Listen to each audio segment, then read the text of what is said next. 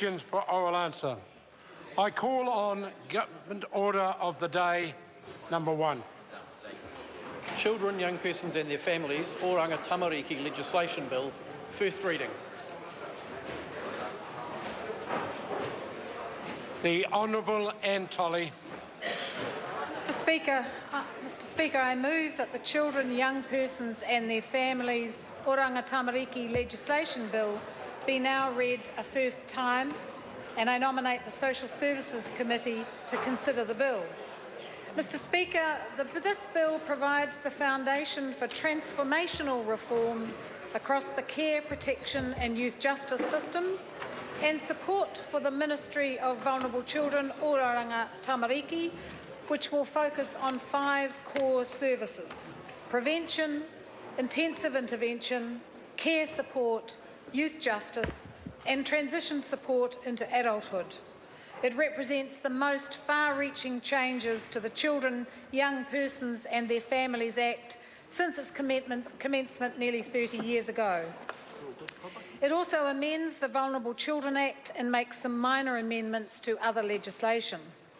This bill follows on from the changes recently passed through the House in the Children, Young Persons and Their Families Advocacy, Workforce and Age Setting Amendment Bill.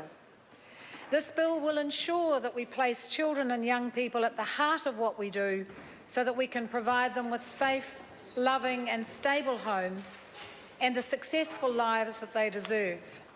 These reforms are vital.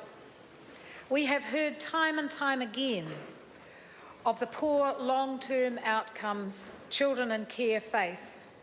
We have heard these young people talk about how they were not listened to and that they need more support as they move into adulthood. We've also heard that the current system is complex and difficult for families, communities and professionals to navigate. And we've heard that when things do go wrong, the system lacks the accountability that children and young people deserve. This bill makes several important changes aimed at improving the long-term life outcomes for New Zealand's most vulnerable children and young people. And I want to start with a change the Honourable Amy Adams and I announced just last week. This bill enhances support for those at risk of offending or re-offending by including lower-risk 17-year-olds in our youth justice system. And let me be clear from the outset, Mr. Speaker, 17-year-olds who commit serious crimes will continue to be dealt with in adult courts. But the research tells us that dealing with 17-year-olds in the youth justice system offers us the best opportunity to break that cycle of reoffending and help these young people grow into responsible adults. And that's what this bill is all about, ensuring that our most vulnerable young people can live the successful lives they deserve. One 13-year-old boy wrote to me, sharing his experience of living in care. He told me of how scary it is to leave your family, especially when you don't get to see your brothers and sisters very much. He said he's living with good people, but that he's had 18 child, youth and family social workers during his time in care. He told me, as many other young people have, that this simply isn't good enough and that he's looking forward to the changes that we're making. And it's voices like this that we need to listen to. And we must have a system that puts the interests, the rights and the views of children at the centre of all decisions and actions.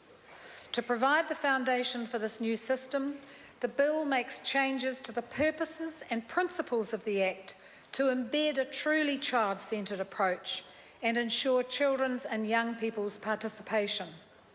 But we know that the system must balance the need to take account of the views of children and young people while making it possible for their families, iwi, hapu and whānau to take important and significant roles in decision-making about their children and young people. And this means continuing to consider children in the context of their family, whānau, hapu, iwi and community, and recognising the need to strengthen families to continue caring for their children at the earliest opportunity. With 6 out of 10 children currently in care being Māori, we must and we will do better, which is why the bill includes new purposes, principles and duties that recognise mana tamaiti tamariki, whakapapa and whanaungatanga that promote capability building at the whānau level and that encourage strategic partnerships with iwi and Māori organisations. We also know we need sustained and coordinated efforts by social sector agencies if we are to make a real difference in the outcomes of vulnerable children and prevent problems from escalating. The bill amends the Vulnerable Children Act to ensure social sector agency chief executives work together to improve the lives of our most vulnerable children and young people, and places duties on the chief executive of the ministry to ensure that coordination of prevention services and to promote the services that are designed to improve the outcomes for those vulnerable children. The enduring credibility of all our work requires checks and balances, and the bill requires the ministry's chief executive to establish a complaints system that is accessible and responsive, and requires the minister to report to Parliament on whether the accountability settings are meeting the needs of vulnerable children. New and amended principles focus on intervening early to improve the safety and well-being of children, young people and their families.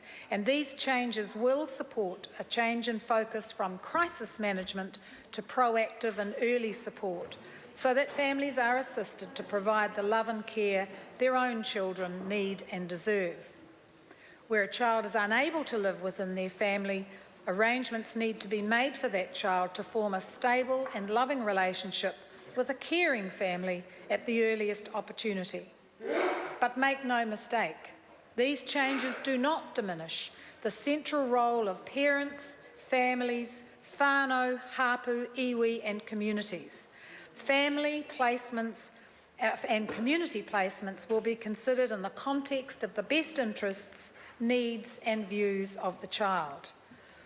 To support children in care, the bill requires regulations to be made setting out national care standards to ensure that children are cared for in a way that meets their needs and expectations and improves their outcomes. And of course, it's vital we not only protect our most vulnerable young people while they're in care, but also support them as they transition out of care and take on the responsibilities of adulthood. So this bill creates an entitlement for young people to remain in care or return to care up till the age of 21, and extends the Chief Executive's ability to provide support and advice up to 25 years of age. And this will ensure those young people have the ongoing support we know they need to thrive, because some of them it takes a bit longer to develop. Finally, I'd like to touch on an aspect of the bill that is crucial to realising our commitment to our most vulnerable children. For years, those working to protect children at risk of harm have told us that a major barrier to keeping them safe is the lack of a consistent approach to information sharing across agencies and professionals. So the bill creates a bespoke information sharing framework to enable timely and appropriate exchange of information about vulnerable children to promote their safety and well-being. Within strong safeguards, this framework will allow information to flow as required to those who need it, when they need it. In conclusion, Mr. Speaker, this bill is the next stage in the multi-year transformation of the whole system that will ensure children and young people's safety, protection and needs always come first.